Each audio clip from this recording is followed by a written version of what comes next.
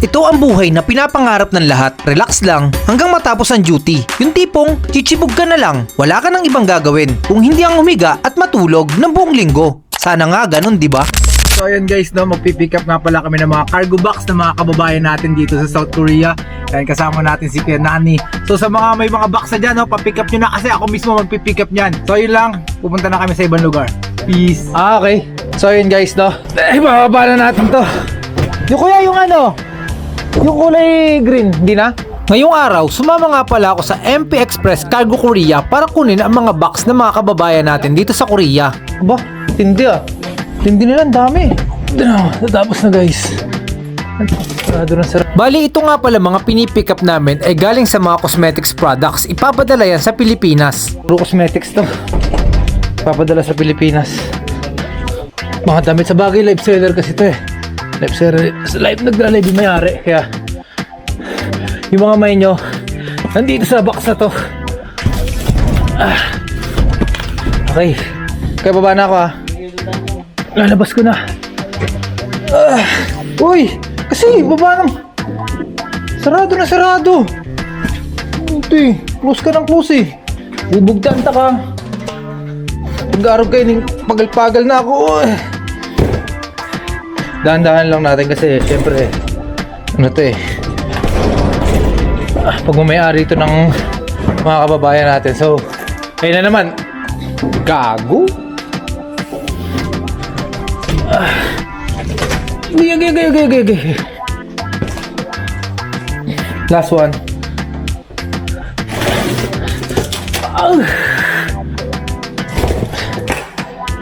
Okay. Hindi. So, ikakamada na natin yan dito sa truck. Buhatin natin isa-isa. Ito magaan lang naman. Okay.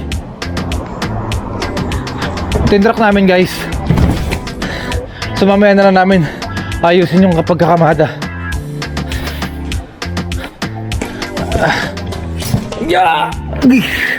Ayan guys, kakamada muna namin. Itong maliliit. Ito magaan to. Ito medyo mabigat to. Okay. Alin? Ito? Kanina pa to eh. Naiinis na ako dito eh. Mini ganyan sa regular. Ganyan, kamada.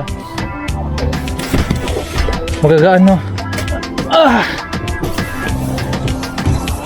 Tapos, ito. Ito mini to.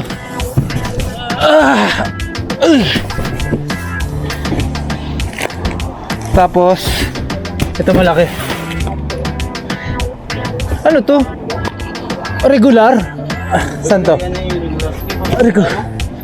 Bigat, wait lang. Doon na yak!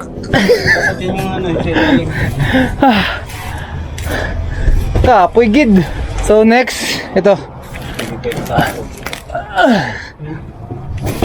Nasa'yo ako. Ito sa'yo. Akala nyo ba magaan lang yung box? Hindi no? Hindi nyo ba alam, ang isang box ay pumapalo ng 80 kilos to 120 kilos?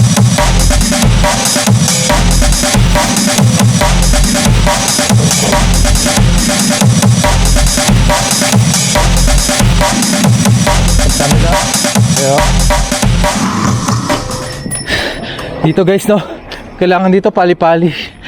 Kailangan wala tayong sayangin na oras. Kasi marami tayong dapat gawin. Kaya pansinin nyo, hindi ako masyadong nagpapamigay na muna ng pera sa Facebook page ko. Kasi sa kanya importante sa akin ang pera. Bait ito si Marisa.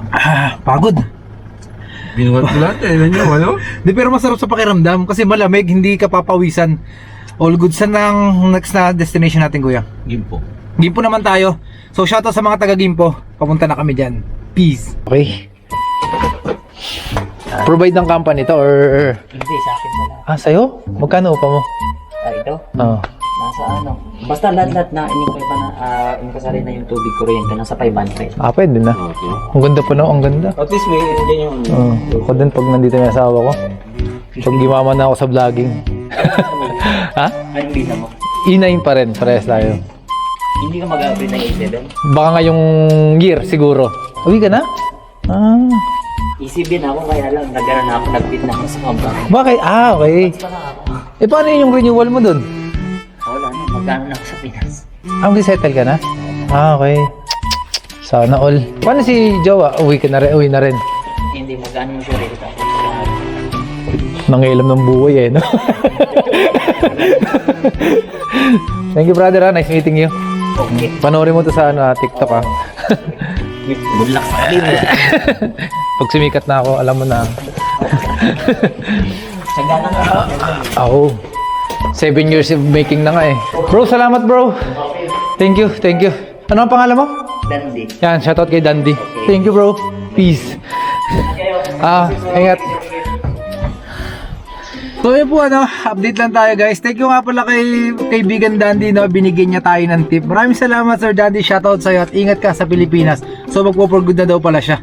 So yun, saan ang next natin kuya? Destination? Pajo naman tayo. Shoutout sa mga taga Pajo dyan. Kita kits. Hello madam.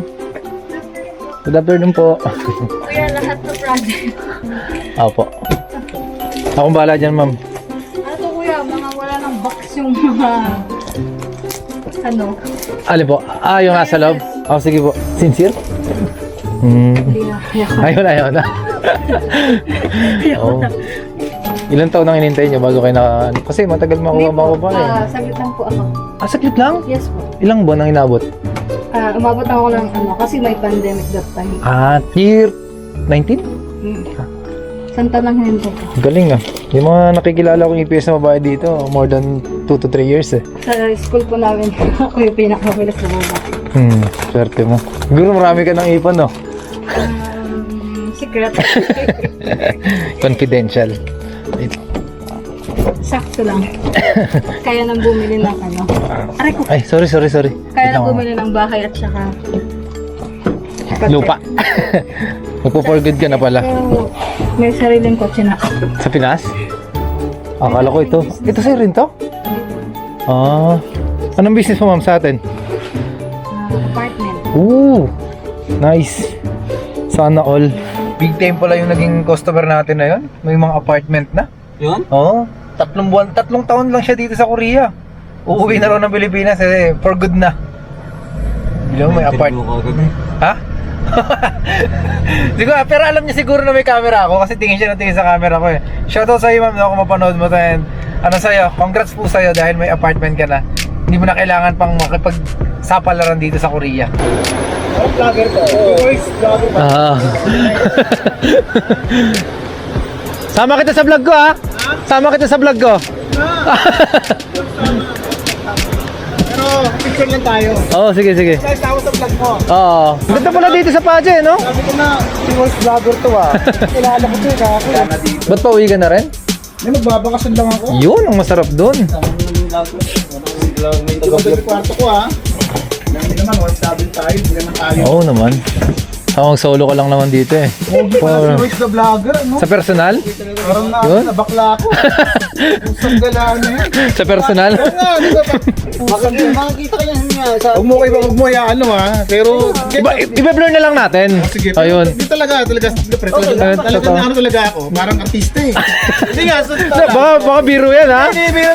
nanonood ako ng vlog mo Nakita ko lang, pati dental mo na. Oo. Sabi ko, ako tinitingnan ako. Doon lang ako ka-pobre sa Korea. Kayang daw ito nagawa niya. Pero di talagang dugol talaga ako sa malaki pala. Sabi ko, si voice na vlogger ko Nagano, kaya bibili kasi ako ng camera kaya nangangailangan ako ng Arrowbite May nakita sa YouTube. Kailangan mo ng alalay. Sana ganito lagi natideliveran natin.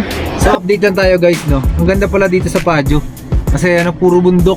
Dapat dito ako na destino. Sa Wanderer kasi ako makakita ng mga building. Saka saan kasi puro foreigner lang nandun. Ang daming mga beer house. Dito kasi malayo sa tukso dito Pero hindi naman tayo natutokso. So Pajo pa rin tayo guys at punta pa tayo ulit sa mga company. Bakit South Korea ang napili kong bansa para maging isang OFW? Una sa lahat, ang basic salary ay umaabot ng 85,000 to 90,000 pesos. Pangalawa, libre ang pagkain, tubig, kuryente, wifi at accommodation. Pangatlo, may matatanggap kang benepisyo pagkatapos ng kontrata. Pang-apat, Pang-apat, ang kanilang pagkain at syempre ang kanilang 4 season, spring, summer, autumn at winter. Tapos, 4 na oras lang ang biyahe mula Pilipinas hanggang Korea. At ang panghuli, ang bonus tuwing holiday. Disclaimer ko lang guys ha, ang lahat ng nabanggit ko ay depende sa mga kumpanya na mapupuntahan nyo. May mga kumpanya dito sa Korea na hindi nagbibigay ng bonus kapag holiday. May mga kumpanya dito na hindi nagbibigay ng libreng pabahay, libreng kuryente, libreng pagkain, at higit sa lahat, hindi lahat ng kumpanya dito ay malakas. Kaya ang pagtatrabaho dito sa South Korea ay tsambahan lang kung mapupunta ka sa magandang kumpanya. Kaya laging magdasal at piliin maging mabuting tao. Libre lang naman yon, wala po yung bayad. Panginoon na ang bahalang gumante sa mga kabutihang ginagawa nyo sa kapwa nyo.